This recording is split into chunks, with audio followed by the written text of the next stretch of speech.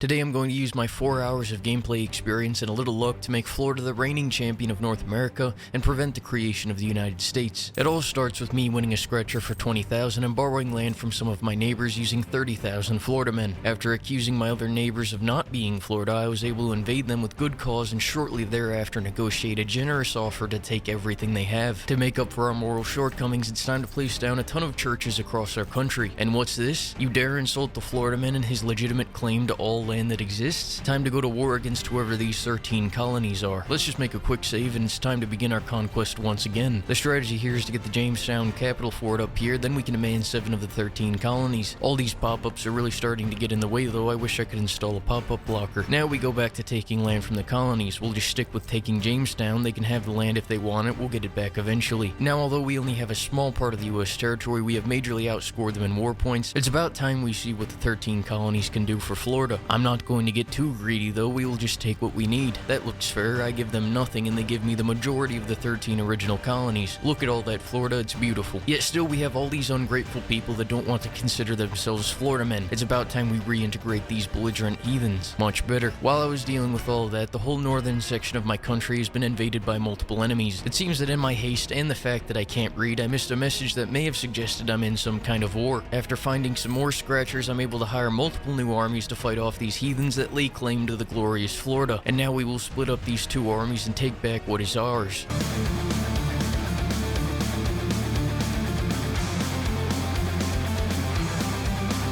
We are 3 years into the war and I've cleared out all of our original territories. The enemies are cornered in the land we took from the US and we are about to take the Sunshine State, otherwise known as Ohio. How can we be losing if we have Ohio? By April of 1773, we have regained most of Florida and the usurpers have largely reduced their offensive on the United States of Florida. We were even able to take the Louisiana territories 30 years before they were going to get sold off. In 1775, after much more defending and counterattacking, the Sunshine Country went into negotiations to win the war. After 7 years of defending our nation, we negotiated to take a ton of their land and end the war in what will be known as the greatest reverse Uno in history. And in these negotiations, we were able to keep Ohio for good. To celebrate this victorious day, I rewarded every province in my country with a church. I'd also found out that my uprisings were being caused by extreme overextension, so I made a mass order to make several of my new provinces true Floridians. By 1782, they all became a true core of Florida, and for a while, things were peaceful. Until 1786, when I decided that Florida was not complete without Baton Rouge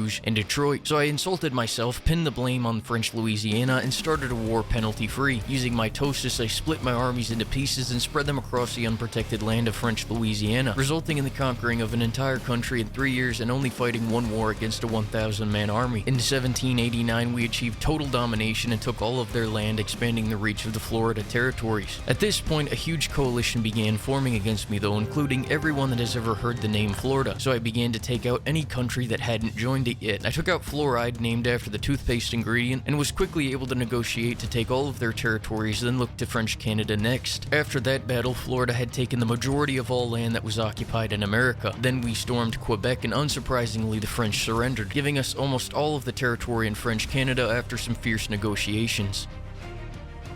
That super coalition has now declared war, and I summoned the power of the Florida men to fight for my army, granting us 2 million troops to battle the incoming invaders. After spawning many Florida men in all of my territory and queuing thousands more, I had an army of 1,000 men marching towards Mexico, who I knew would be the toughest enemy to defeat. I had armies fighting my own citizens that questioned the rule of Florida, and other armies fighting intruders from all the other countries that fought against me. The only way to win this war would be human wave tactics on a mass scale.